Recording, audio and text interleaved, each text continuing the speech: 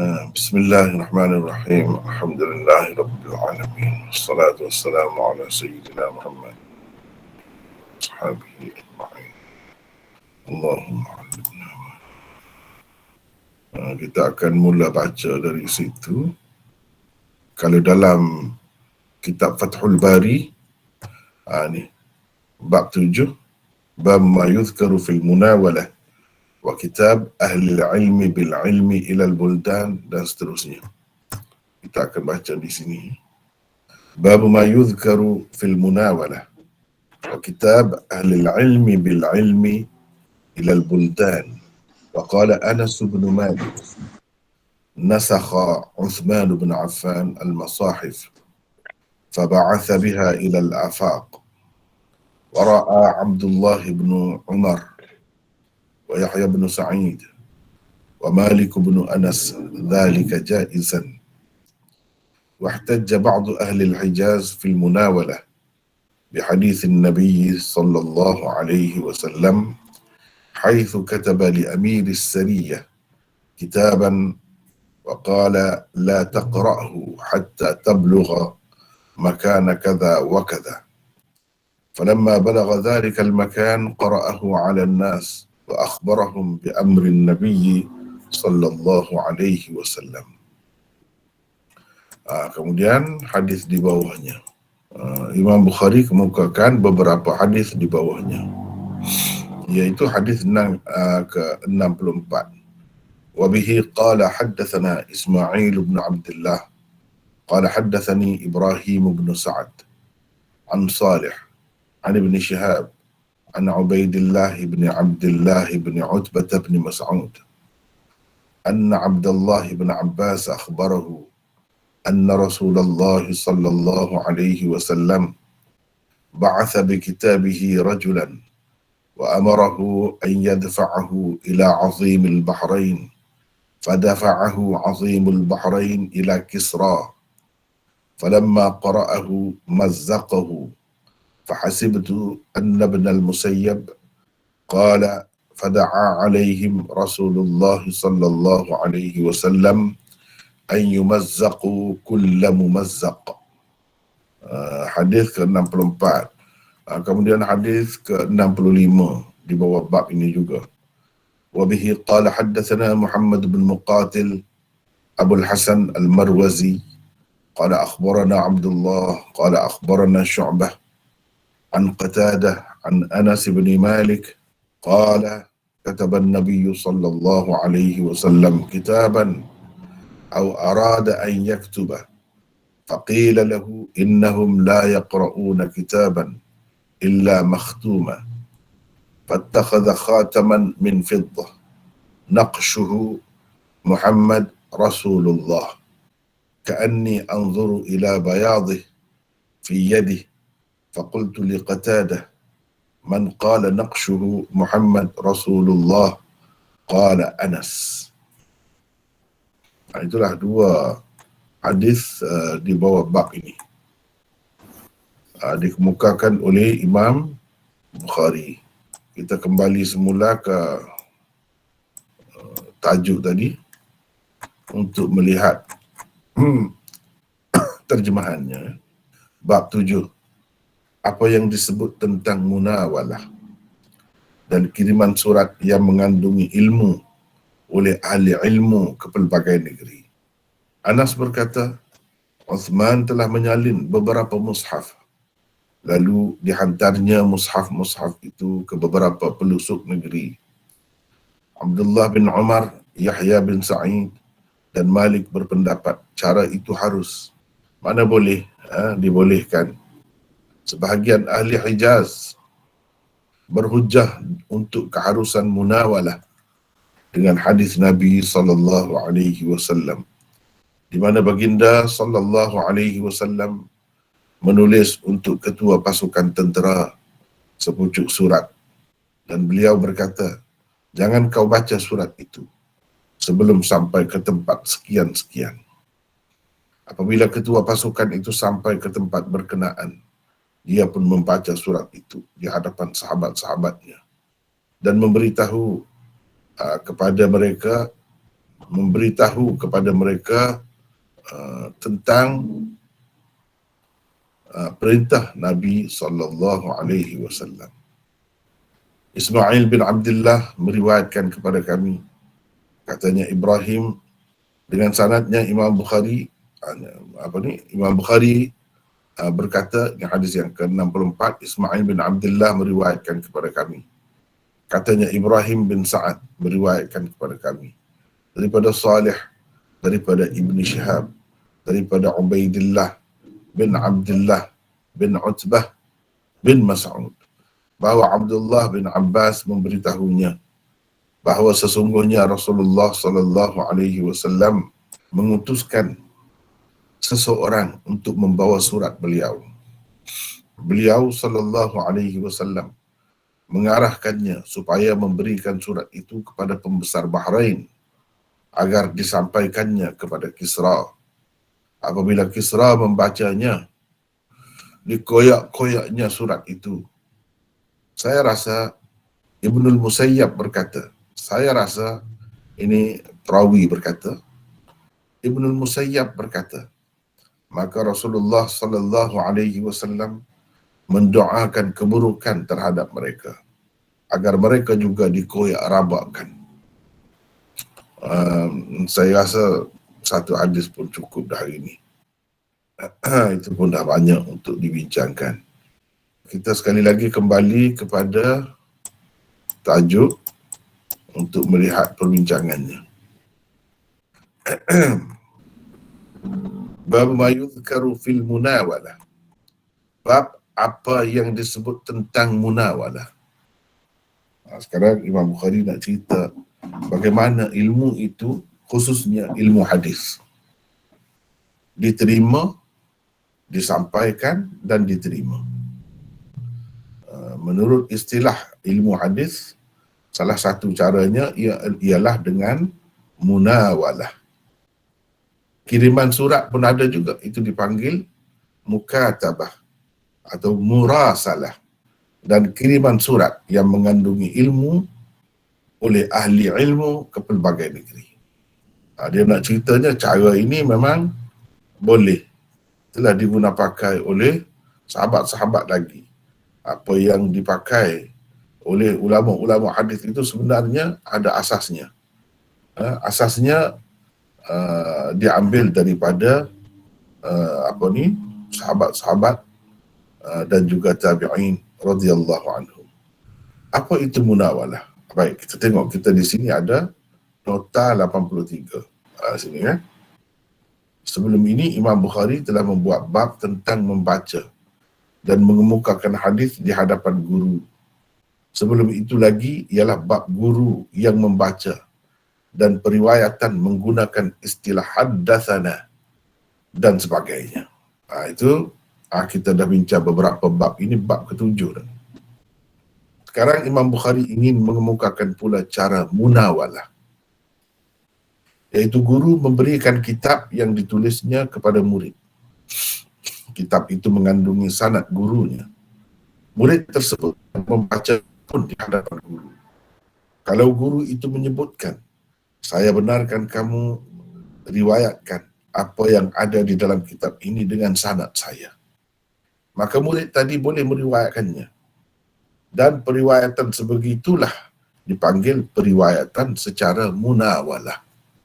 Mana hadis yang diterima daripada guru, hadis yang diterima tu ada di dalam buku yang ditulis oleh guru, buku ke atau surat ke apakah, dan dibenarkan murid untuk meriwayatkannya. Guru tak baca pun, murid tak baca pun. Boleh juga kitab itu disalin daripada murid yang lain, kemudian dikemukakan di hadapan guru yang menulisnya, dan gurunya itu membenarkannya untuk meriwayatkannya. Boleh juga. Tadi guru sendiri tulis, kita ambil buku yang dia tulis. Dia pun kata, saya benarkan awak riwayatkan apa yang ada di dalam buku ini. Boleh juga murid itu salin daripada buku guru, atau salin daripada buku murid yang lain. Kemudian dikemukakan ard, dipanggil dalam istilahnya ard. dia kemukakan di hadapan guru yang menulisnya. Tapi syaratnya guru dia sendirilah yang menulis asalnya, penulis asalnya. Dan guru itu membenarkannya untuk meriwayatkannya. Mengikut istilahnya, munawalah terbahagi kepada dua. Satu, munawalah maqrunah bil ijazah. Munawalah yang disertai kebenaran daripada guru. Mengikut Imam Bukhari, Ayyub As-Sakhtiyani dan lain-lain, cara ini membenarkan periwayatan secara haddatsana dan akhbarana. Seolah-olahnya guru itu sendiri yang membacanya atau dibacakan di hadapan guru. Jadi hadis yang diterima secara munawalah ini boleh diriwayatkan oleh murid menggunakan haddatsana. Padahal kita dah tahu dah sebelum ni, melalui bab sebelum ini, haddatsana itu baru boleh diguna apabila murid mendengar guru membaca hadis itu, barulah kata haddatsana. Dan akhbarana pula apabila murid baca di hadapan guru, guru dengar dan mengesahkan. Itulah istilah asalnya untuk itu. Ini haddatsana dan akhbarana ni. Tetapi yang diterima secara munawalah juga bagi Imam Bukhari, Ayyub As-Sakhtiyani dan lain-lain, boleh juga yang diterima dengan cara ini dikatakan haddatsana ketika mahu menyampaikannya kepada orang-orang lain. Atau akhbarana. Maknanya istilah haddatsana dan akhbarana ni luaslah bagi Imam Bukhari, seperti kita telah bincang sebelum ni. Bagi Imam Bukhari tak jadi masalah kalau murid yang baca di hadapan guru. Sepatutnya kata akhbarana lah. Tetapi murid tu kata haddatsana ketika meriwayatkannya, tidak jadi masalah mengikut Imam Bukhari. Ayyub As-Sakhtiyani, Imam Malik dan lain-lain lagi ramai kita telah sebutkan sebelum ni. Ini kerana guru itu tentunya sudah mengambil tahu tentang muridnya yang ingin mengambil ijazah dan sanad daripadanya. Tentulah guru itu dah tahu murid ni pandai. Sebab itu dia bagi dengan cara begitu. Dia tak akan salah baca. Dia memang orang terpelajar. Sebab itu dia bagi ijazah. Jadi samalah dengan dia baca di hadapan murid. Itu alasannya. Yang kedua, munawalah ghairu maqrunah bil ijazah. Munawalah yang tidak disertai kebenaran guru. Guru hanya hulur kitab yang ditulisnya kepada seseorang atau kepada muridnya tanpa berkata apa-apa. Tapi di dalam itu ada hadislah dengan sanad guru tadi. Berhubung dengan munawalah dalam bentuk yang kedua ini, terdapat khilaf ulama tentangnya. Ada yang berpendapat tidak boleh digunakan istilah haddatsana atau akhbarana, tetapi sebaliknya perlu digunakan nawalani fulanun atau akhbarani syekh munawalatan, yang bermaksud si fulan, yakni guru itu telah memberikan kepada saya, yakni buku ini.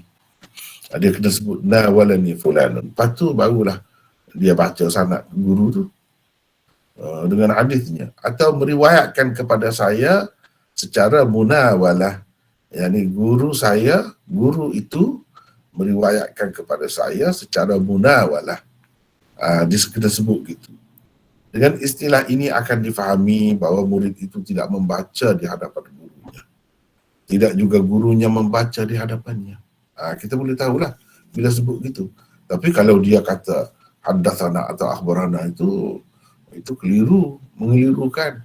Macamlah guru dia yang baca kalau kata haddatsana, atau dia yang baca di hadapan pelajar-pelajar yang lain kalau kata akhbarana. Kelayakan penerima tadi perlu diperhatikan juga. Sekiranya dia seorang yang berkelayakan, maka boleh diterima periwayatannya. Sekiranya dia bukan orang yang mempunyai kelayatan, maka ia seharusnya ditolak. Ini berhubung dengan munawalah ghairu maqrunah bil ijazah. Munawalah yang tidak disertai kebenaran guru. Jadi kena tengok keadaan murid itu. Setengah ulama mengatakan bahawa riwayat munawalah atau mukatabah. Mukatabah ni yang ditulis oleh guru kepada murid dalam bentuk surat. Dalam bentuk surat. Dalam surat tu dia tulis hadis dengan sanadnya. Itu mukatabah. mestilah disebut dengan lafaz amba'ana.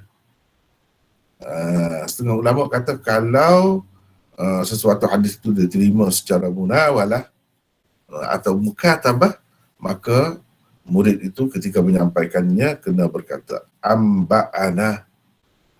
Itu sebab dalam setengah-setengah kitab kan dia ada amba'ana, bukan hadatsana. Itu bila kita tengok amba'ana, kita dah tahu dah. Ini riwayat ini diterima murid itu daripada gurunya dengan cara mana. Ada juga yang mengatakan mesti disertakan lafaz yang memberi makna mukatabah atau munawalah. Tetapi Imam Bukhari tidak mensyaratkannya. Macam-macamlah pendapat, tapi Imam Bukhari tidak mensyaratkannya. Tidak. Bagi Imam Bukhari terbuka. Yang pentingnya perawi itu memang perawi yang baguslah.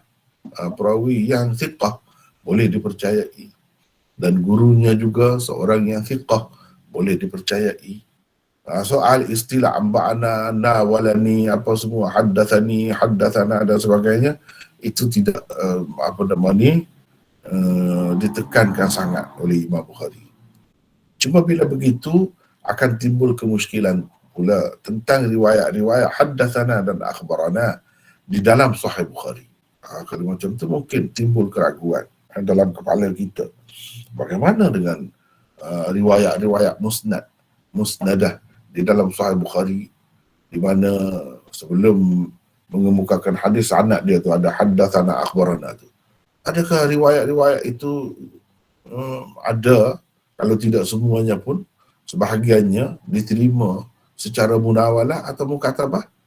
Tetapi oleh kerana Imam Bukhari ni longgar dalam masalah ni, dia tak kisah sangat, dia guna haddatsana ada akhbarana. Kalau begitu dia dah jadi kurang darjatnya itu. Mungkin kita kata adakah dalam Bukhari ada cara yang diterima oleh Bukhari secara munawalah, tiba-tiba dia kata haddatsana atau akhbarana, kerana tidak ada apa-apa tanda adakah ia betul-betul riwayat tahdits atau munawalah. Riwayat tahdits ini betul-betul lah daripada guru yang membaca. Jawapannya ialah riwayat-riwayat yang ada di dalam Sahih Bukhari ini tidak dimasukkan oleh Imam Bukhari jika hanya diterima beliau melalui cara munawalah atau mukatabah sahaja. Itu tidak. Itu berdasarkan kajian para ulama, mereka mengatakan semua yang ada dalam Sahih Bukhari itu mungkinlah kalau kelonggaran ini digunakan oleh Imam Bukhari dalam buku-bukunya yang lain. Tapi kalau dalam Sahih Bukhari jelas semuanya yang dia kata haddatsana atau akhbarana itu diterima secara langsung daripada guru, mengikut istilah yang kita faham daripada perbincangan yang lalu. Bahkan Imam Bukhari mensyaratkan adanya thubut liqa, iaitu terbukti telah bertemu. Murid ini yang mendakwa telah menerima daripada guru, seseorang guru itu memang terbukti telah bertemu. Selain adanya mu'asarah sezaman antara murid dan guru, jadi tidak memadai sezaman sahaja. Sebagaimana Imam Muslim, kalau sezaman sahaja boleh dah, tetapi bagi Imam Bukhari tidak memadai. Dia mesti kena terbukti murid itu telah bertemu dengan guru, walaupun hanya sekali, sekurang-kurangnya. Imam Bukhari juga memilih perawi yang telah lama bersama gurunya. Ini salah satu syarat dia. Perawi murid itu lama berguru, mulazamah dengan guru itu. Bukan sekejap. Yang kuat ingatannya dan menjadi harapan kepada gurunya. Murid yang macam tu yang Imam Bukhari ambil. Pada umumnya jika kita akan bertemu di dalam Bukhari yang bukan begitu, itu jarang-jarang kalau ada, tak banyak. Mungkin pada pandangan sesetengah orang sahaja. Sedangkan menurut Imam Bukhari tidak begitu. Jadi pendapat yang disebutkan oleh Imam Bukhari tadi adalah untuk umum, untuk orang lain. Boleh macam tu. Ataupun mungkin dia sendiri telah guna dalam kitab-kitabnya yang lain, bukan di dalam Sahih Bukhari. dan tidak terpakai kepada Sahih Bukhari-nya ini. Itu benda yang kita kena tahulah. Imam Abu Hanifah menolak periwayatan secara munawalah. Kerana baginya ia sama dengan surat yang dibacakan di hadapan qadhi yang memerlukan saksi. Tidak memadai baca surat begitu saja tak ada saksi. Maka periwayatan secara munawalah ini juga memerlukan kepada dua orang saksi yang mengakui bahawa seseorang murid itu telah menerima tulisan gurunya sama seperti dalam masalah surat yang dibacakan di mahkamah. Itu bagi Imam Abu Hanifah. Imam Bukhari menerima periwayatan munawalah dengan jawapan bahawa surat di hadapan qadhi itu ialah dalam bab syahadah, dalam bab kesaksian, dan ia tidak sama dengan bab ikhbar dan i'lan hadis. Tak sama, iaitu penyampaian hadis berbeza. Sebab dalam bab syahadah ni lelaki dan perempuan pun berbeza, sedangkan dalam periwayatan hadis tak ada beza. Dalam bab syahadah hamba dengan orang merdeka pun berbeza, sedangkan dalam bab hadis tidak ada beza. Tidak ada beza. Sama saja. Yang pentingnya dia tu adil dan siqah. Ini kerana ia lebih longgar dan tidak diketatkan dengan syarat-syarat seperti dalam bab syahadah. Kerana itu juga tidak ada beza antara periwayatan lelaki dan perempuan. Berbeza dengan kanun atau kanun kesaksian. Kanun kesaksian. Di mana seorang lelaki menyamai dua orang perempuan. Wastashhidu syahidaini min rijalikum illam yakuna rajulain farajulun wa imra'atan mimma tardawna minasy syuhada. Dia sebut situ. Dalam bab syahadah lain. Pada mana seorang lelaki, dua orang perempuan sama dengan seorang lelaki. Begitu juga umur perawi tidak terhad seperti umur saksi mahkamah. Umur perawi yang sudah mumayyiz sudah boleh dipakai. Satu istilah lain yang hampir dengan munawalah ialah wijadah. Ini Imam Bukhari nak cerita cara penyampaian dan penerimaan hadis. Bagaimana ilmu hadis itu disebarkan. Jadi mestilah kita tahu istilah-istilah yang digunakan dalam ilmu hadis. Wijadah, iaitu seseorang murid menemui kitab gurunya yang tidak diberikan kebenaran oleh gurunya secara khusus. Dia pergi ke rumah, dia tengok. Pergi ke rumah guru dia tengok buku tu. Dia mendapati ada buku tu tulisan guru dia lah. Bukan buku tulisan orang lain. Bukan kitab-kitab dia, memang tulisan guru. Ulama berbeza pendapat tentang cara ini. Periwayatan wijadah yang boleh diterima ialah sekiranya kitab gurunya itu dikenal pasti sebagai tulisan gurunya sendiri. Juga sudah ditashihkan dan muridnya pula seorang yang berkelayakan. Itu dengan syarat itu. Kalau tidak ada syarat itu, tak boleh. Apalagi kalau guru tidak membenarkan, kecuali guru ada mewasiatkan. Itu orang panggil wasiat. Wasiat lain. Wasiat itu memang bolehlah kalau diwasiatkan. Dan murid itu berkelayakan ke tidak, itu akan dinilai kemudian lah. Akan dinilai kemudian. Dia sebagai perawi hasan ke, sahih ke atau dhaif ke. Tetapi hadis yang diterima dengan cara itu boleh diriwayatkan oleh murid.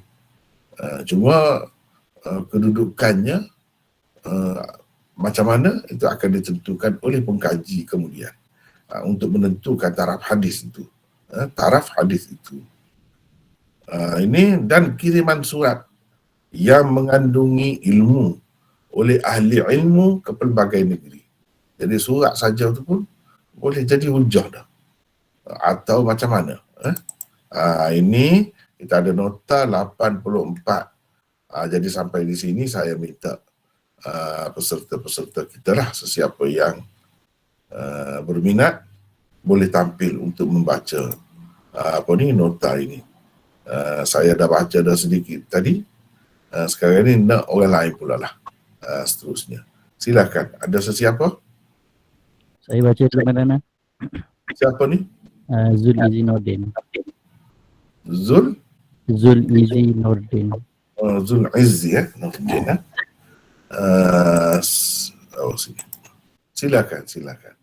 84. Selain daripada periwayatan secara munawalah, Imam Bukhari juga mengemukakan satu lagi cara yang juga boleh diterima. Ia dipanggil mukatabah atau surat yang ditulis oleh ahli ilmu kepada ahli ilmu lain di serata negeri. Secara tidak langsung mengisyaratkan kepada kepelbagaian cara untuk memperolehi ilmu, terutama di zaman kita sekarang ini. Dengan mesej digital, televisyen, cekara padat, kaset, rekaman suara, rekaman video dan sebagainya. Jadi ini semua kan, kalau zaman kita ni boleh diguna ni. Tetapi cerita periwayatan ini sudah lengkap, dah ada dah dalam kitab-kitab. Jadi ia tidak menjadi, mana-mana hadis tidaklah menjadi dhaif kerana kita atau menjadi sahih kerana kita. Dia sudah selesai dah. Apa yang perlu kita buat ialah mengkaji setakat mana yang ada di dalam kitab-kitab itu. Dengan adanya perawi yang berjela-jela panjang lagi sampai ke kiamat itu tak kira. Kira setakat yang ada di dalam kitab. Dan itu lebih menguatkan lagi lah hadis-hadis ataupun periwayatan sesuatu kitab itu apabila ada lagi orang yang menerima kitab itu secara bersanad terus menerus. Itu lebih menguatkan lagi lah. Kalau tidak ada itu semua pun tak jadi masalah dah. Dan penentuan sahih atau tidak sahih tidak bergantung kepada perawi-perawi kemudian. Ikutlah dia macam mana pun tak kisah. Yang pentingnya setakat yang ada dalam kitab itu. Sebab diakui kitab itu memang pengarangnya orang tertentu. Misalnya Bukhari, maklum semua terima. Semua terima. Kalau kita boleh terima kitab apa, buku apa, dalam bahasa mana-mana pun, sebagai buku yang ditulis oleh seseorang, padahal tidaklah seluas penyebaran, tidaklah seluas kitab Bukhari dan lain-lain ini, itu pun sudah kita boleh terima. Yang dengan cara ini lebih-lebih lagi lah. Teruskan. Riwayatan dengan cara-cara begini dibenarkan dengan syarat dapat dipastikan kesahihannya dan sumbernya adalah daripada tuan asal dan tidak ada apa-apa tokok tambah dan pengubahan dari pihak ketiga. Itu syaratnya. Sebab boleh jadi tulisan ini ditiru oleh orang lain. Kemudian dia guna nama seseorang itu. Itu zaman kita ni lagilah. Kalau kita guna komputer, macam mana nak tahu? Boleh jadi orang lain tak ada dah bentuk tulisan itu, tangan itu. Kadang-kadang orang boleh boleh kenal dengan tulisan tangan itu kalau zaman dahulu. Jadi kena pastilah ini memang tulisan tuan asal. Dan tidak ada tokok tambah. Sebab ada juga dalam sejarah perawi-perawi ini ada tokok tambah pula. Ditokok tambah oleh penyalin dia, ditokok tambah oleh murid dia, ditokok tambah oleh anak saudara dia, ada macam-macam. Itu berlaku. Benda-benda ini kalau kita baca di dalam kitab-kitab rijal, kita akan temui. Teruskan. Penyalinan isi dan juga pencetakan tanpa apa-apa pengubahan yang dilakukan oleh orang yang ingin mengambil keuntungan dibenarkan dengan izin pengarang asal. Kerana ada sahaja pengarang yang tidak mengambil berat tentang keuntungan dan hanya ingin menyebarkan ilmu ke serata tempat. Pengawalan dan izin ini termasuk di bawah kategori undang-undang hak cipta yang diterima Islam untuk menjaga hak pengarang. Kesahihan dan keaslian hasilnya supaya ia terjaga daripada tokok tambah orang yang tidak bertanggungjawab. Ini kalau dahulu, kalau sekarang ni dia cerita lain pula. Misalnya saya tulis buku, saya buat syarah misalnya, Sahih Bukhari dan lain-lain. Bukan masalah riwayat hadis itu dengan sanad itu, tidak masalah isi kandungan syarah tu. Boleh jadi kalau tidak ada hak cipta tu, bebaslah siapa-siapa nak buat macam mana pun. Dan ditokok tambah, diubah sana sini, menyebabkan hilang yang asal itu. Dan tidak boleh dipertanggungjawabkan, tidak ada siapa pun yang bertanggungjawab. Maka dengan sebab itu, dia ada undang-undang itu hak cipta tu, hak pengarang itu cerita lain. Itu pun dibenarkan, boleh. Sebenarnya untuk menjaga ketulinan karangan itu. Mana karangan itu ada orang yang perhati, ada orang yang menjaganya. Tidak boleh dibuat sewenang-wenang. Untuk jaga itulah sebenarnya ada hak tadi. Surat yang disertai dengan izin untuk meriwayatkan kandungannya itu sah untuk digunakan. Surat yang hanya mengandungi riwayat hadis sahaja, terdapat beberapa pendapat ulama tentangnya. Secara umumnya ia sah, tetapi periwayatannya mestilah disebutkan secara mukatabah, seperti katabani atau haddathani kitabatan, yang bermaksud dia telah meriwayatkan kepadaku secara mukatabah atau secara murasalah dengan mengutus surat, seperti ajazani murasalatan, yang bermaksud dia telah mengizinkan kepada saya secara murasalah. Mana dalam surat itu dia ada membenarkan, mengizinkan kepada penerima untuk meriwayatkan. Jadi dia boleh kata ajazani murasalatan. Boleh. Seterusnya kita tengok ni. Ini sebagai bukti lah. Imam Bukhari nak bukti pula apa yang didakwanya. Di dalam tajuk ni biasanya dia mengandungi dakwaan Imam Bukhari. Macam ni, munawalah, mukatabah boleh. Mana bukti, mana dalil dia. Ini yang disebutkan di dalam tajuk bab sebagai dalil bagi dakwaannya. Ini dalil pertama, iaitu Imam Bukhari ambil kata-kata Anas. Uthman telah menyalin beberapa mushaf, lalu dihantarnya mushaf itu ke beberapa pelosok negeri. Mushaf tu apa? Quran. Kalau Quran boleh, hadis lebih-lebih lagi boleh. Lebih-lebih lagi boleh. Padahal yang dihantarkan itu dalam bentuk tulisan. Baik. Di sini kita ada nota. Terus baca. Baca lagi. 85. Imam Bukhari membawakan bukti untuk menawalah salinan Al-Quran oleh Sayyidina Uthman yang disahkan dan dijadikan sebagai mushaf rasmi dan dihantarkan ke pelosok negeri. Jika Al-Quran sah untuk disampaikan dengan cara itu, hadis yang darjatnya lebih rendah itu tentunya boleh. Itu cara Imam Bukhari berdalil, berhujjah, beristidlal. Baik, hari itu kita dah baca setakat ini ya. 86. Kemudian Imam Bukhari bawa lagi dalil, dalil, bukti. Dia kata apa-apa tu dia ada dalil, dia ada hujah dia. Dan dia mengajar kita bagaimana kita nak berdalil, berhujah dengan sesuatu hadis ataupun asar. Begini dia mengajar cara kita. Abdullah bin Umar, Yahya bin Sa'id dan Malik berpendapat cara itu harus mana boleh. Cara itu boleh. Teruskan. 86. Imam Bukhari membawa pendapat orang-orang terdahulu untuk membuktikan keabsahan pendapat yang dikemukakannya.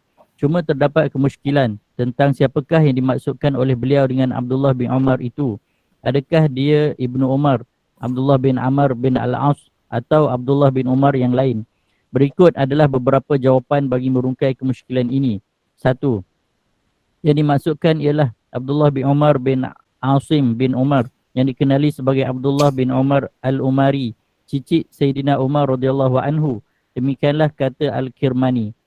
Buktinya ialah Imam Bukhari meletakkan dia bersama-sama Yahya bin Sa'id dan Imam Malik yang kedua-duanya bukan sahabat tetapi orang alim di peringkat kemudian.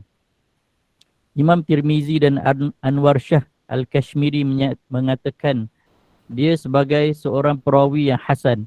Maka timbul pula persoalan mengapakah Imam Bukhari menyebutkan perawi hasan terlebih dahulu berbanding Yahya bin Sa'id dan Imam Malik yang merupakan perawi sahih. Ini kalau kita terima Ibnu Umar itu ialah Abdullah bin Umar bin Asim bin Umar. Maka akan timbul kemusykilan. Iaitu kenapa Imam Bukhari letak dia tu sejajar dengan sejajar dengan Yahya bin Sa'id dan Imam Malik, sedangkan dia tu paling tinggi pun perawi hasan. Bahkan setengah-setengah ulama mengatakan dia tu dhaif. Jadi tak patut kalau letak sejajar tu bersama-sama dengan nama perawi yang kuat, terutama jadi letak mula-mula pula tu. Dengan sebab itu ramai yang tidak setuju dengan pendapat ini. Teruskan. Yang Kedua, kerana persoalan itulah Hafiz Ibnu Hajar mengatakan bahawa Abdullah bin Umar yang dimaksudkan di sini ialah anak Sayyidina Umar radhiyallahu anhu itu sendiri, atau Abdullah bin Amr bin Al-As, kerana cicitnya Abdullah bin Umar Al-Umari itu lebih rendah darjatnya berbanding Yahya bin Sa'id dan Imam Malik. Hakim di dalam kitab wasiat ada menyebutkan bahawa Abdullah bin Umar ada melakukan munawalah kepada salah seorang anak muridnya beberapa hadis.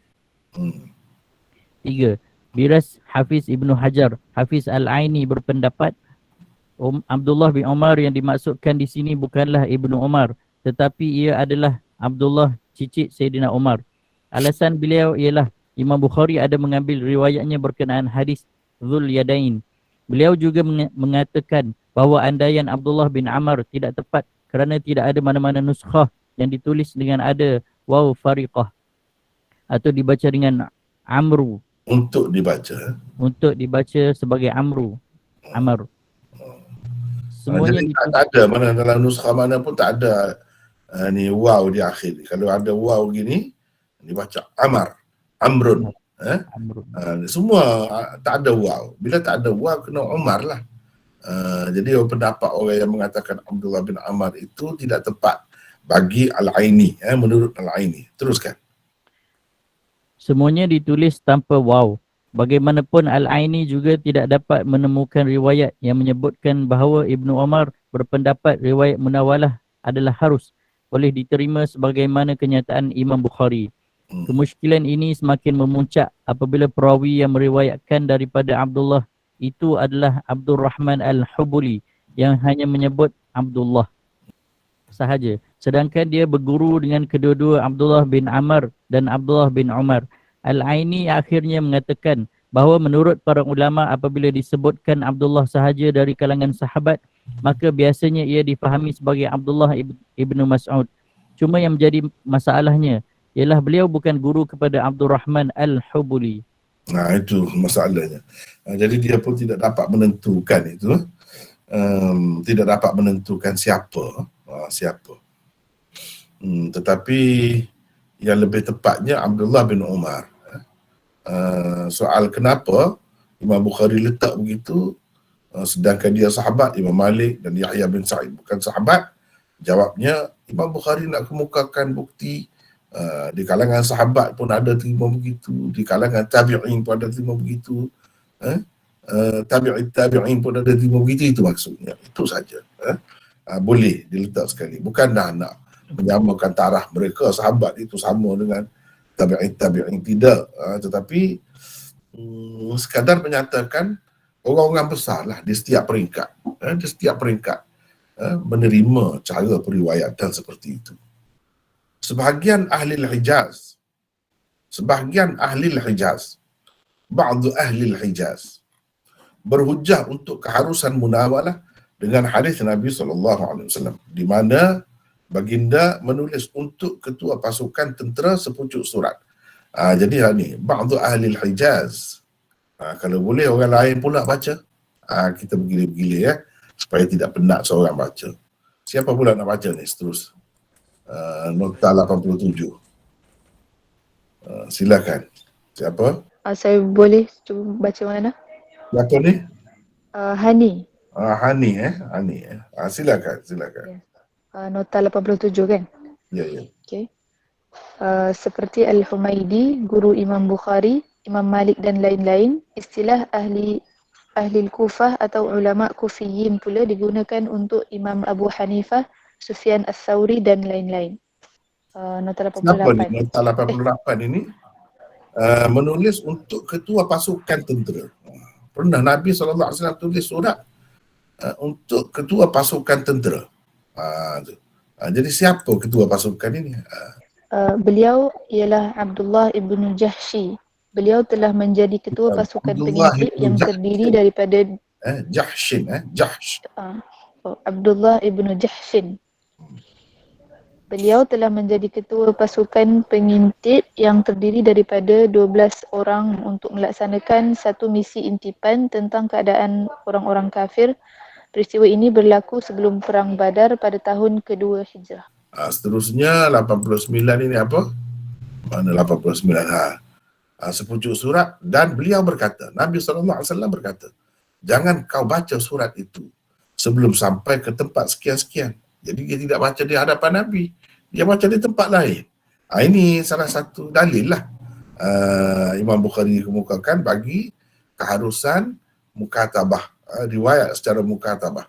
Jadi yang terkandung dalam tu hadis Nabi lah, perintah Nabi. Dan munawalah termasuk dalam kedua-dua istilah tu. 89, silakan terus baca. Kerana isi kandungan surat itu adalah rahsia yang mungkin kalau dibaca di tempat awam akan diketahui oleh orang-orang munafik yang akan membocorkannya kepada orang-orang kafir. Peperangan memerlukan perancangan yang rapi dan penjagaan maklumat yang ketat kerana sedikit kesilapan boleh membawa kepada kematian dan kehilangan nyawa. Nabi SAW memahami perkara ini dan menggunakan surat sebagai salah satu cara yang lebih bercermat. Itu cara Rasulullah SAW. Itu boleh dipelajari, boleh diikuti oleh tentera-tentera, orang-orang yang terlibat dalam pasukan keselamatan ini. Benda-benda macam ni perlu diambil kira. Nabi SAW dulu pun telah buat begitu. Seterusnya 90. Apabila ketua pasukan itu sampai ke tempat berkenaan, dia pun membaca surat itu di hadapan sahabat-sahabatnya dan memberitahu kepada mereka tentang perintah Nabi SAW. Jadi inilah ada kesamaannya dengan munawalah. Munawalah itu maknanya guru bagi kepada murid dan membenarkan murid membacanya dan menyampaikan kepada orang lain. Itulah yang dikatakan munawalah. Kalau kita nak kata ia termasuk dalam mukatabah pun boleh juga, sebab itu dalam bentuk surat. Seolah-olahnya yang menerima surat itu tidak ada di situ.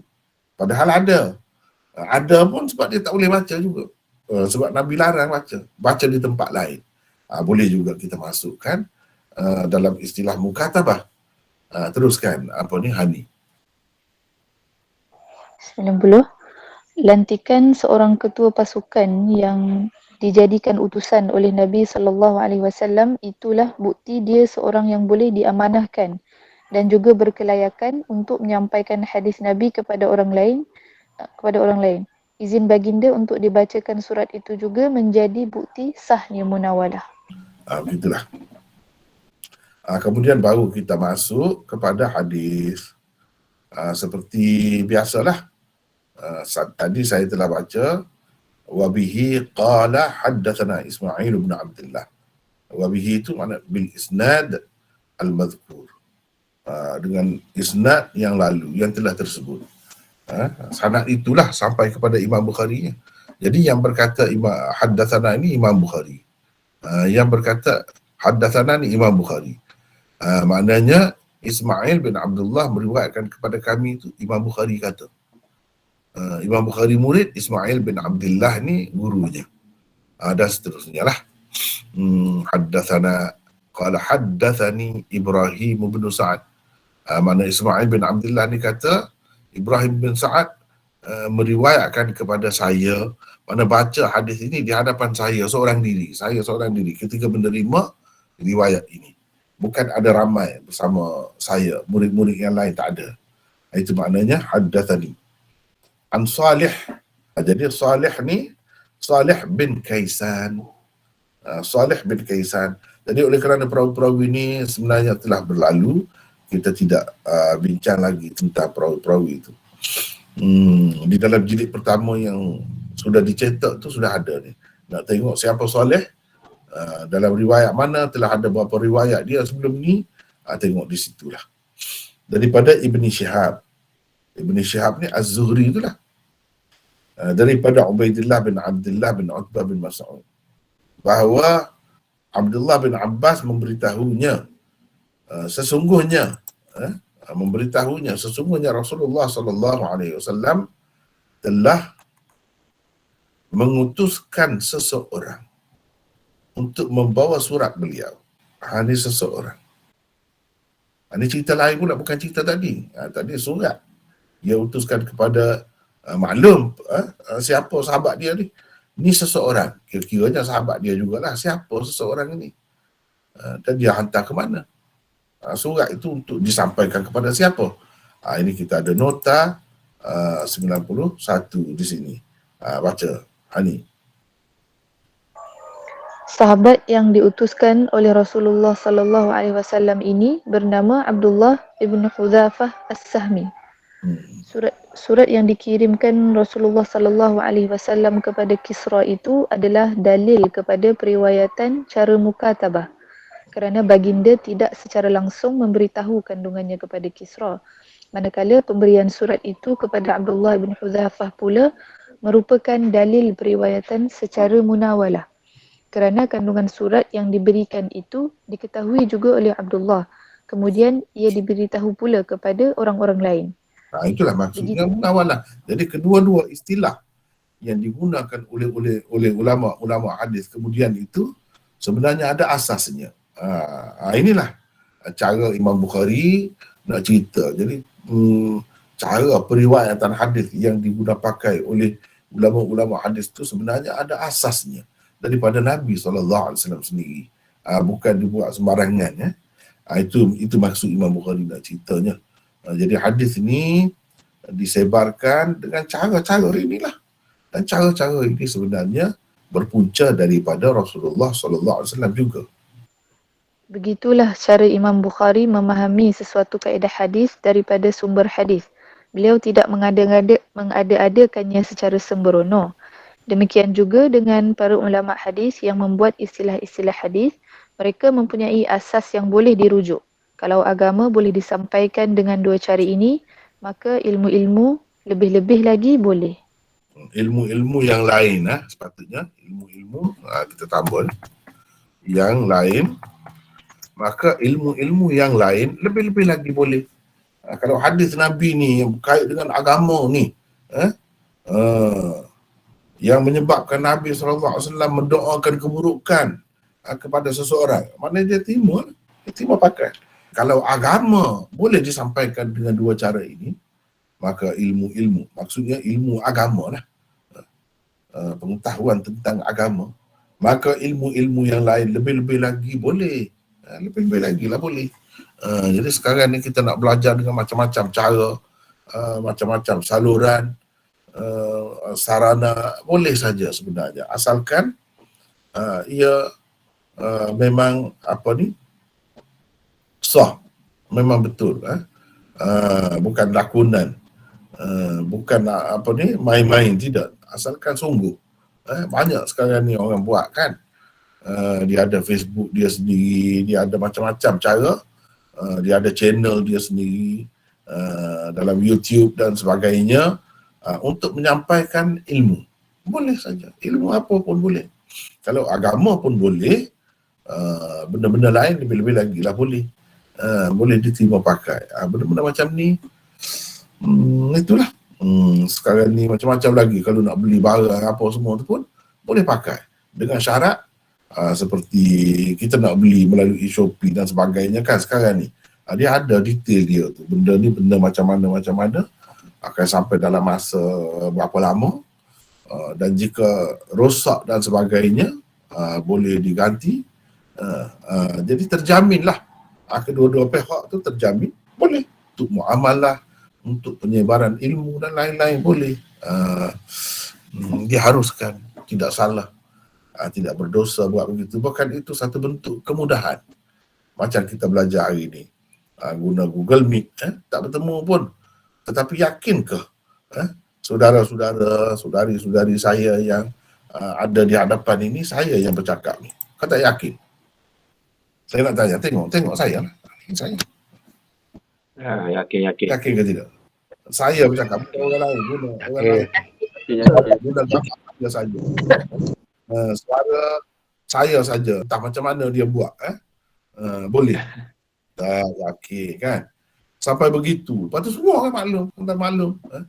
Ini anjuran teratas hadis ni memang begini cara dia. Dan beberapa kali saya ikuti. Lepas tu ditanya tentang yang lepas, saya jawab, ya, saya tahu.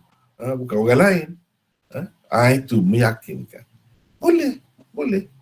Ini kemudahan yang Allah SWT bagi kepada kita yang hidup di zaman ini. Untuk belajar ilmu tak payah. Tak susah.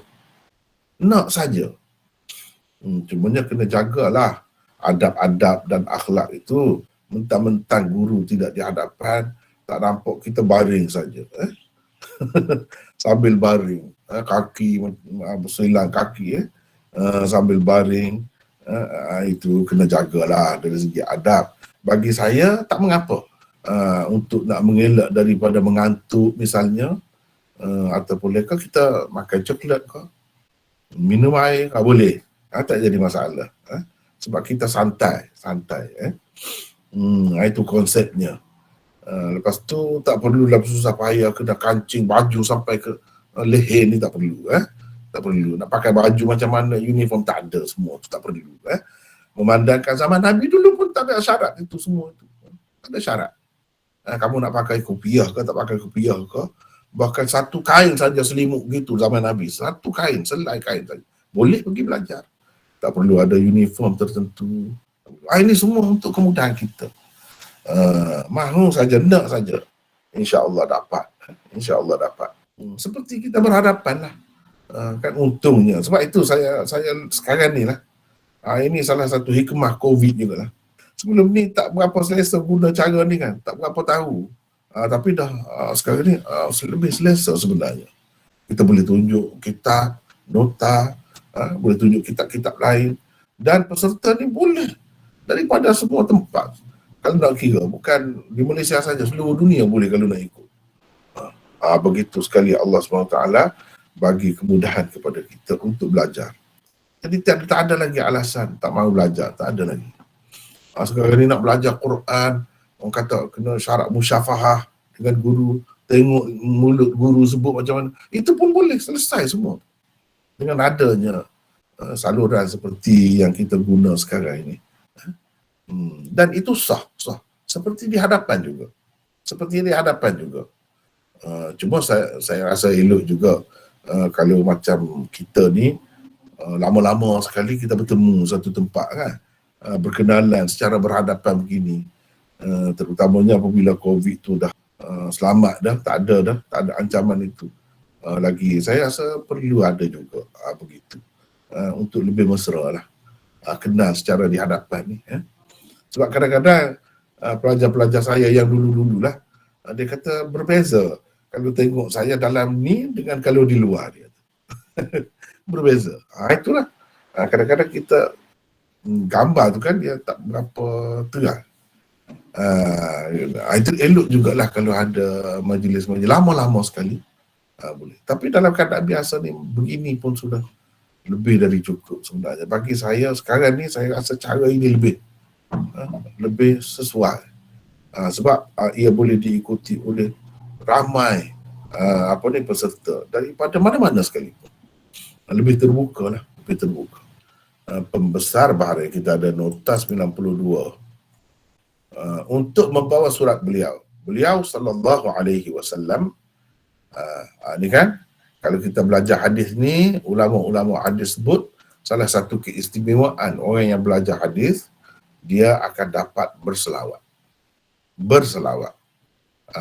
Bila saya sebut beliau, maksudnya Nabi sallallahu alaihi wasallam. Kita sebut penuh. Walaupun secara ringkas tulis tu kita sebut penuh sallallahu alaihi wasallam. Dan kita dapat pahala sambil-sambil itu. Tak perlulah berselawat secara berasingan. Ini pun sama juga. Berselawat kepada Nabi. Tengah-tengah kita belajar hadis ini pun boleh. Kita dapat pahala itu. Dapat kelebihan berselawat kepada Nabi SAW. Tidak seperti orang yang belajar ilmu-ilmu lain di mana dia susah nak berselawat kepada Nabi itu. Dicelah-celah. Sebab apa?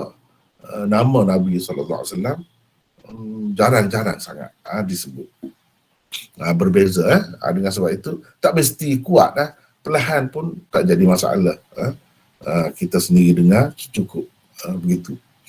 Ini peluang kepada orang yang belajar hadis. Satu keistimewaan. Mengarahkan supaya memberikan surat itu kepada pembesar Bahrain. Siapa pembesar Bahrain itu? Cuba tengok. Baca Hani, baca lagi. Pembesar Bahrain pada ketika itu bernama Munzir bin Sawa. Pada ketika itu Bahrain berada di bawah kerajaan Farsi. Wilayah kerajaan Farsi pula sangat luas, dari Punjab, Pakistan, sebahagian India sehinggalah ke Mesir. Pemerintahannya telah pun berjalan beribu tahun sebelum peristiwa ini berlaku. Kisra adalah maharaja kepada semua yang berada di bawah taklukannya. Pembesar Bahrain yang dimaksudkan di sini ibarat pangkat yang dipertua negeri bagi kerajaan Malaysia. Itu apa ni? Munzir bin Sawa itu. Pembesar Bahrain. Jadi zaman dahulu caranya tidak secara langsung. Dia dengan perantaraan wakil-wakil dia di wilayah-wilayah tertentu. Dan wakil dia itulah yang bertanggungjawab menyampaikan kepada Kisra. Kisra itu maharaja lah. Maharaja Empire Parsi pada ketika itu. Jadi wilayah Parsi ini sangat luas. Sekarang ini kita tengok Farsi ini yang menggunakan bahasa Farsi itu Iran.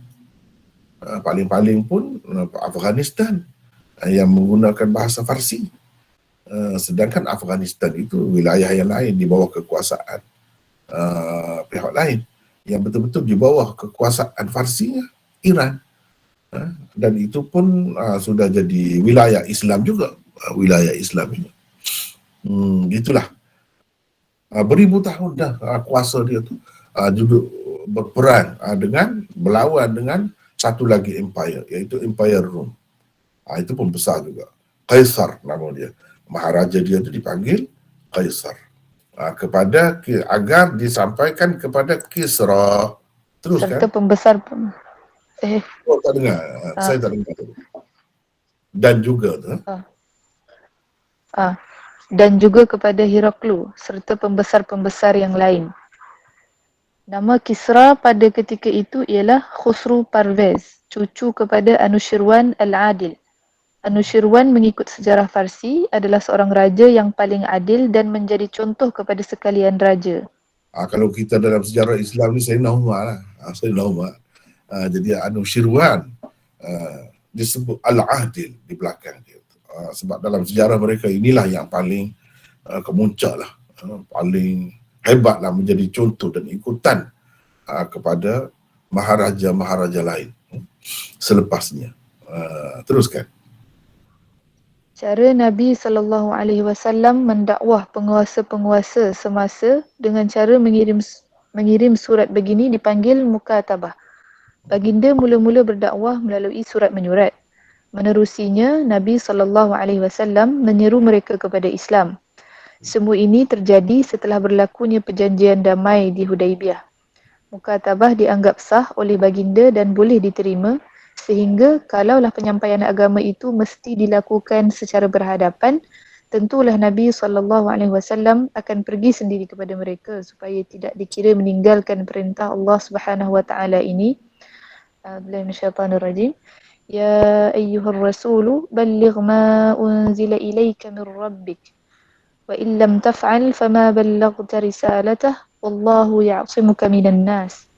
Bermaksud, wahai Rasulullah, sampaikanlah apa yang telah diturunkan kepadamu dari Tuhanmu, dan jika engkau tidak melakukannya dengan menyampaikan semuanya, maka bermakna tiadalah engkau menyampaikan perutusannya, dan Allah jualah akan memeliharamu dari kejahatan manusia. Surah Al-Ma'idah. Dalam keadaan ini kan, kalau tak jadilah, tak memadailah cara mukatabah tu, tentu Nabi pergi sendiri.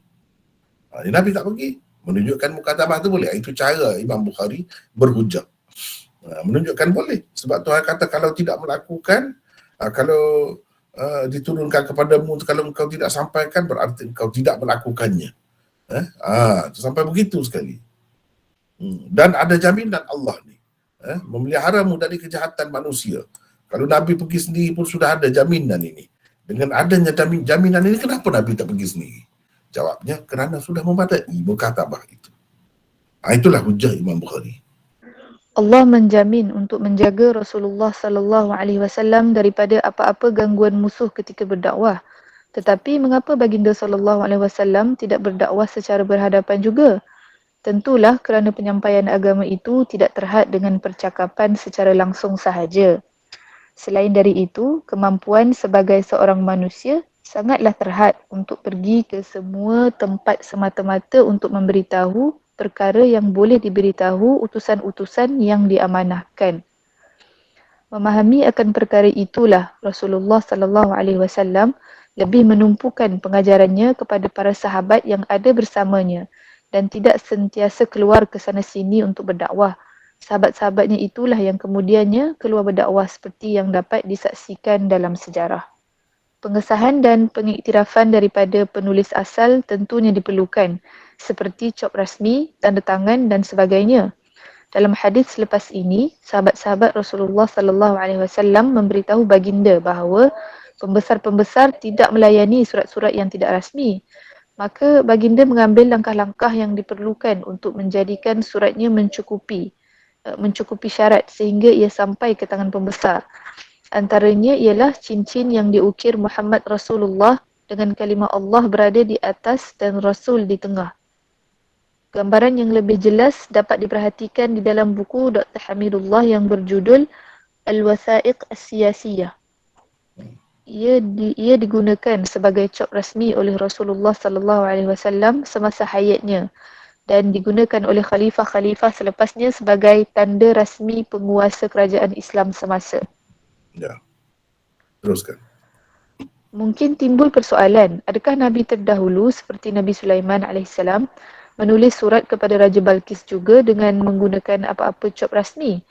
Jawapannya ialah boleh jadi ada dan boleh jadi juga tiada. Ia mengikut tradisi dan protokol semasa. Al-Quran hanya menyebutkan begini sahaja tentang kandungan surat Nabi Sulaiman AS. Innahu min Sulaiman wa innahu bismillahirrahmanirrahim. Alla ta'lu alayya wa'tuni muslimin. Bermaksud, sesungguhnya surat ini dari Nabi Sulaiman. Dan kandungannya seperti berikut. Dengan menyebut nama Allah yang Maha Pengasih lagi Maha Penyayang, bahawa janganlah kamu meninggi diri terhadapku dan datanglah kamu kepadaku dengan menyerah diri, iaitu beriman dan mematuhi ajaran agama Allah. Jadi ini dan datanglah kamu kepadaku dengan menyerah diri ini setengah-setengah orang keliru. Dia ingat Balqis ni menyerah diri kepada Sulaiman dan berkahwin pula dengan Sulaiman. Ini satu kekeliruan. Sebenarnya tidak ada bukti yang jelas Balqis itu berkahwin dengan Sulaiman. Memanglah Nabi Sulaiman itu ramai isterinya, tetapi Balqis tidak termasuk berdasarkan riwayat yang sahih. Itu semua kalau ada pun Israiliyat. Satu lagi, cerita Nabi Yusuf dengan Zulaikha itu selalu juga dalam kita kan dalam majlis-majlis kenduri kahwin dia sebut doa tu semoga pengantin baru ni bahagia seperti Adam dengan Hawa, seperti itu. Ini sebut macam-macam lah, termasuklah yang disebut Yusuf dengan Zulaikha, Rasulullah dengan Khadijah dan sebagainya. Yusuf dengan Zulaikha itu pun sama juga, tidak ada riwayat yang sahih menunjukkan Zulaikha kemudiannya menjadi isteri kepada Yusuf, tidak. Jadi di sini begitulah.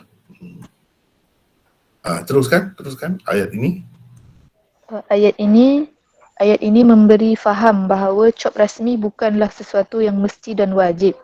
Asalkan isi surat diyakini datang dari penulisnya yang sebenar sahaja, maka sudah boleh diterima. Penulisan surat begini merupakan periwayatan secara mukatabah yang hendak dibuktikan oleh Imam Bukhari. Kerana jika berdakwah dengan cara surat menyurat dibenarkan, maka tentunya periwayatan hadis juga tiada masalah dengannya. Tetapi ia mestilah disertai pengesahan dan keyakinan bahawa penulis asal memanglah orang yang betul dan tidak ditulis oleh orang lain. Kekeliruan yang timbul apabila tidak terdapat pengesahan yang rasmi akan membuatkan periwayatan secara mukatabah tidak diterima. Contohnya ialah wujudnya tulisan tentang sesuatu perkara yang tidak pernah ditulis semasa hidupnya atau ditemui tulisan yang mengandungi pendapat yang bercanggah dengan pendapat penulis itu sendiri. Misalnya kalau macam tu,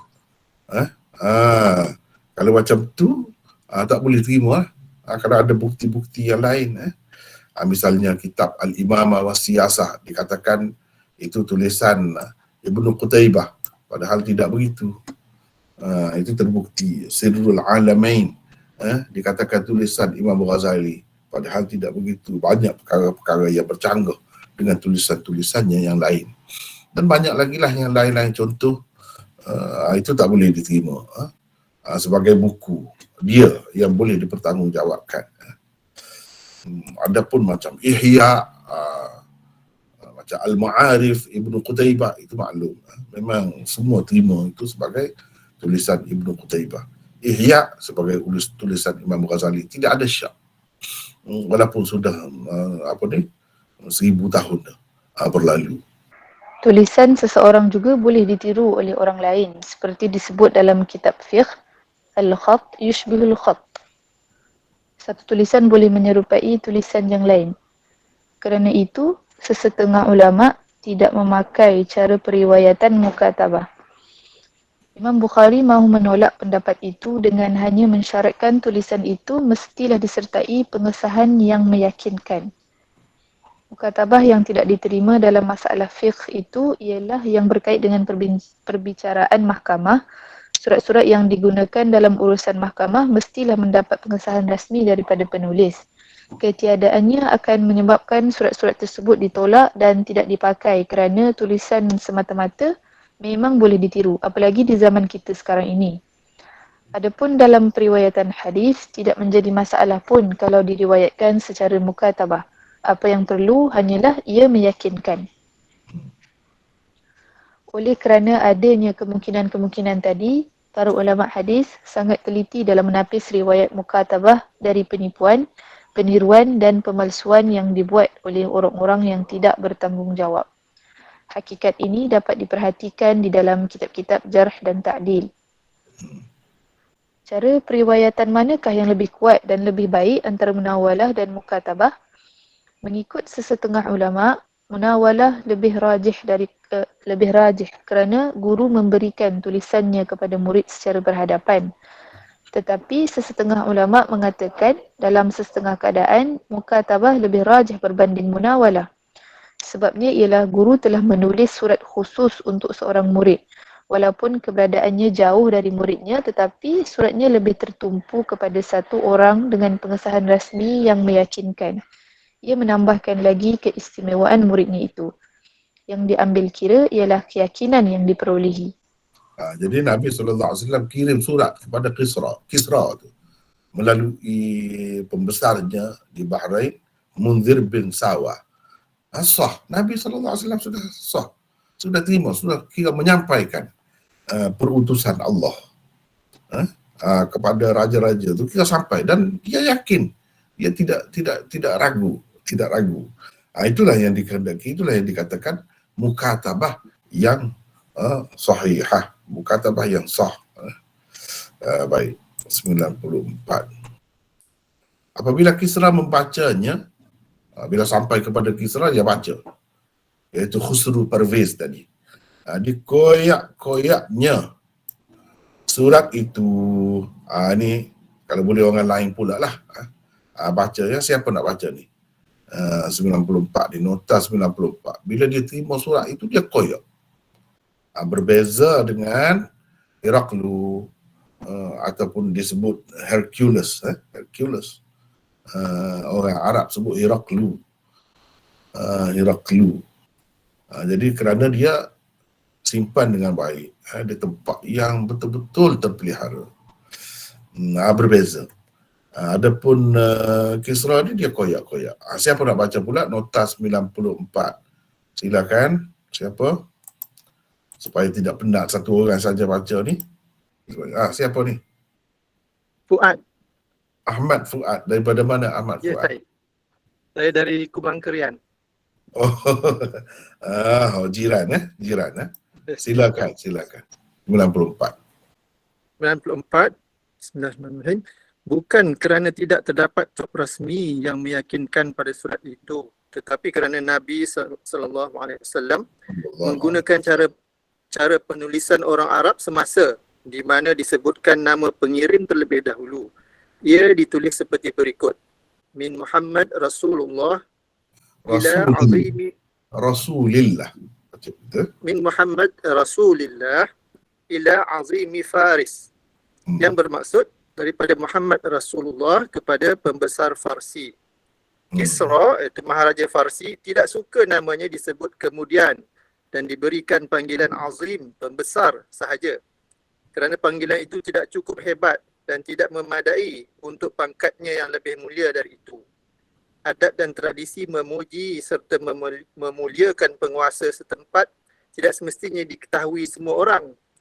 Tindakan Kisra yang menjadi emosional disebabkan panggilan namanya yang tidak sesuai pada pandangannya itu menunjukkan sifatnya yang angkuh.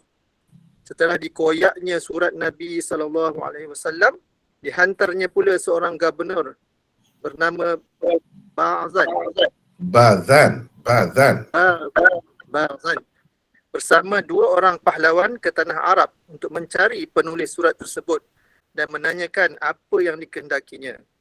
Mengikut riwayat yang lain, dinyatakan bahawa Kisra memerintahkan supaya gubernurnya memberitahu penulis surat supaya jangan bertindak kurang ajar sekiranya tidak ingin ditimpa malapetaka. Sekiranya dia tetap berkeras, bunuhlah dia dan penggal kepalanya. Kemudian bawakan kepadaku. Setelah itu, Ba'zan menulis surat kepada Rasulullah SAW melalui dua orang pahlawannya, dan baginda menjawabnya dengan bersabda, Innallaha qad wa'adani an yuqtala Kisra fi yawmi kada wa kada fi sa'ati kada wa kada.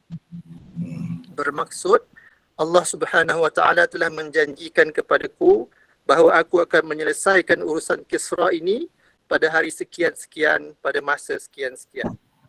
Surat itu disimpan Ba'zan dan beliau memerhati adakah benar apa yang diceritakan oleh orang yang mendakwa sebagai Nabi ini.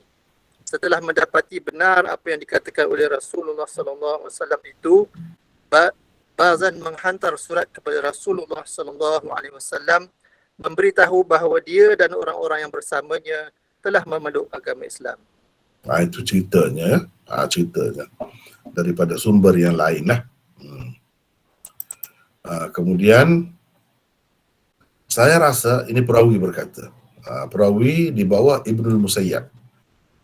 Dia kata Ibnul Musayyab berkata, maka Rasulullah SAW mendoakan keburukan terhadap mereka. Bila Rasulullah dapat tahu dia koyak-koyakkan surat itu, Rasulullah mendoakan keburukan agar mereka juga dikoyak rabakkan. Itu doa Nabi. Ayyumazzaqu kulla mumazzaq. Mereka dikoyak rabakkan. Yumazzaqu kulla mumazzaq. Betul-betul hancur lebuhlah, dikoyak rabakkan lah. Begitulah. Ini nota 95. Sila baca. 95. Pada masa itu juga Rasulullah SAW bersabda, "Idza halaka Kisra fala Kisra ba'dahu." Bermaksud, bila sudah binasa Kisra ini, tiada lagi Kisra yang lain selepasnya. Anak kepada Kisra Khusru Parvez dalam hadis ini Khusru. Oh ya. Ini silap Okay. Silap. Khusru. S dulu lepas tu Ya. Anak kepada Kisra Khusru Parvez dalam hadis ini bernama Shirwaih, seorang majusi yang bebas pergaulan, tergila-gila kepada isteri ayahnya, iaitu ibu tirinya yang bernama Shirin. Shirwaih lalu merancang untuk membunuh ayahnya untuk mengahwini ibu tirinya, tetapi ayahnya sudah mengetahui tentang perancangannya kerana dia mengetahui sifat kaki perempuan anaknya itu. Kerana itu, Kisra meletakkan label ubat penguat tenaga batin pada racun yang disimpannya. Setelah Kisra meninggal dunia, racun itu diminum oleh anaknya yang menganggap ia adalah ubat penguat tenaga batin. Terus ia meninggal dunia kerananya. Dengan itu, tiada lagi Kisra selepasnya seperti yang disabdakan oleh Rasulullah sallallahu alaihi wasallam.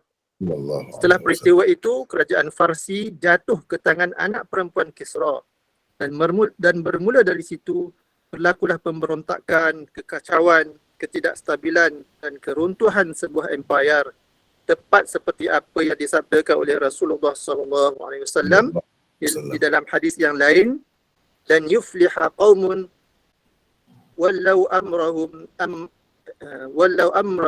imra'atan Wallau amrahum imra'atun. Imra'atan, betul. imra'atan Wallau amrahum imra'atan. Betul. walau amra'uhum imra'atan, yang bermaksud tidak akan berjaya kaum yang melantik perempuan untuk mentadbir urusan negaranya. Di sini Para setengah-setengah, ya sekejap setengah-setengah ulama mengatakan semua perempuan yang memimpin tidak berjaya, sedangkan ia sebenarnya khusus dengan peristiwa itu. Khusus dengan peristiwa itu, tidaklah untuk semua perempuan. Tetapi mungkin ada kebenarannya mengambil kira dari segi pengalaman, kekuatan, kehebatan perempuan itu kurang berbanding lelaki, tidak seramai lelaki lah. Mungkin untuk menguruskan negara, mentadbir negara itu boleh gagal, boleh bergagal, boleh tidak berjaya. Tetapi nak kata secara umumnya tidak berjaya tidak tepat. Sebabnya dalam Quran dikemukakan bukti Raja Balqis yang berjaya dalam pemerintahannya. Dan ini menunjukkan tidak semestinya perempuan itu tidak berjaya dalam mentadbir negara. Salah satu kejayaannya ialah menerima pemerintahan Nabi Sulaiman, menerima Nabi Sulaiman itu sebagai Nabi dan dia memeluk agama Islam. Akibatnya umatnya, bangsanya selamat. Selamat. Itu kejayaan seorang pemimpin apabila bangsa tidak hancur, menyelamatkan bangsa dengan apa cara pun. Jadi itu salah satu bukti kejayaannya. Teruskan. Para ulama bersepakat mengatakan hadis ini disabdakan secara khusus sehubungan dengan anak perempuan Kisra yang telah diberikan kuasa mengurus kerajaan Farsi. Raja yang terakhir setelah kekacauan berlaku bernama Yazdagerd. Anak-anak keturunan raja yang berbaki juga berselerak melarikan diri ke merata tempat. Yazdagerd sendiri cuba mencari pelindungan di negara lain dengan membawa harta kekayaannya, tetapi penduduk Farsi melarangnya dari memerintah Farsi sambil berada di bawah kekuasaan negeri lain. Lalu mereka merampas semua harta kekayaannya. Kemudian Yazdagerd dihalau oleh tentera Islam dan terpaksa merantau. Akhirnya Farsi ditakluk oleh negara Islam. Di zaman Sayyidina Uthman, tentera Islam. Oleh tentera Islam. Ya. Di zaman Sayyidina Uthman, dia terpaksa bersembunyi dan menyamar menjadi pengemis untuk mengelak dari diburu, tetapi ia dikenali juga dan akhirnya ia dibunuh. Itulah nasib Maharaja Farsi yang pernah disabdakan dahulu oleh Rasulullah sallallahu alaihi wasallam. Kerajaan Rom bertahan lebih lama kerana surat yang disampaikan oleh Rasulullah sallallahu alaihi wasallam itu dicium dan dianggap sebagai keberkatan kepada kerajaannya. Ia disimpan dan dijaga dengan baik. Disimpan dalam bekas perak, dimasukkan dalam gading gajah, diletakkan dalam peti yang terkunci dengan rapi dengan anggapan selagi surat ini selamat, maka kerajaan Rom akan selamat. Apabila tentera Islam ingin menakluk Rom, mereka mengatakan bahawa surat Nabi kamu disimpan dengan baik. Nabi kamu telah berkata sekian-sekian. Maka tentera Islam terhenti setakat itu sahaja. Tetapi akhirnya Rom jatuh juga ke tangan umat Islam di zaman Muawiyah bin Abi Sufyan. Selain itu, terdapat beberapa lagi perbezaan di antara dua empayar tersebut. Antaranya ialah kerana empayar Farsi berada di bawah pimpinan penyembah berhala dan penyembah api. Empayar Rom pula berada di bawah kuasa ahli kitab. Mereka mempunyai lebih banyak maklumat tentang nabi-nabi dan utusan-utusan Allah. peristiwa tentang penerimaan baik Maharaja Rom terhadap Nabi kita Muhammad sallallahu alaihi wasallam telah pun berlalu di bahagian awal Sahih Bukhari dalam kitab Wahyu. Walaupun begitu, ia tetap tidak memeluk Islam dan mati dalam keadaan tidak Islam. Matinya dalam keadaan tidak Islam itu bukan kerana tidak mengetahui kebenaran, tapi kerana ingin menjaga kedudukan. Antara pengajaran dan panduan yang dapat diambil dari hadis ini ialah: pertama, keharusan menulis surat yang mengandungi ilmu untuk dihantar ke negeri-negeri tertentu. Kedua, keharusan mendoakan keburukan terhadap orang-orang kafir yang biadab dan menghina agama. Ketiga, surat kepada mana-mana pemerintah atau pembesar negeri daripada seseorang pemerintah atau pembesar negeri yang lain tidak disyaratkan dua orang membawanya, seorang saja pun sudah dikira memadai. Jadi itulah perbincangan tentang hadis pertama di bawah bab ke-7, iaitu hadis pertama ini, iaitu hadis ke-64. Alhamdulillah kita telah baca, bincangkan tajuk bab dan juga hadis yang pertama di bawah bab ini. Dan hadis yang kedua nampaknya tak sempat dah hari ini, kita berhenti setakat itu dulu untuk berehat sekejap ya. Kita berehat lebih kurang setengah jam. Pukul 11 insya-Allah kita akan mula pula kuliah yang kedua. Setakat itu dahulu. Wallahu a'lam. Assalamualaikum warahmatullahi wabarakatuh. Waalaikumsalam warahmatullahi wabarakatuh. Waalaikumsalam warahmatullahi Waalaikumsalam warahmatullahi wabarakatuh. Waalaikumsalam warahmatullahi wabarakatuh. Lambat lah yang ini. Waalaikumsalam. Assalamualaikum Maulana. Waalaikumsalam. Saya Siapa nak ni? tanya Zul Izzinuddin. Tadi Izzati, ni Izzi pula. Ha. Dekat-dekat tu sama tu perkataan tu kan. Silakan. Apa? Berkenaan dengan munawalah. Kalau kita tengok sekarang banyak yang orang belajar guna video macam YouTube semua tu kan. So kalau macam video tu dia recording, so cara belajar tu macam mana? Dikira sah ke macam mana? Memang sah. Lebih baik lagi daripada tadi tu. Sebab kita ada rakaman ni, ada video. Boleh nampak orang, bukan audio saja. Kalau dahulu audio pun tak ada, video pun tak ada, hanya tulisan saja. Itu pun sah. Bagaimana dengan adanya, kalau macam kita ni, ada nota lagi tulisan, ada audio, ada video, itu lagi kuat dah. Tak ada sebab untuk kita tak boleh terima. Assalamualaikum. Waalaikumsalam. Saya Nabila Hassan. Ya, daripada mana Nabila ni?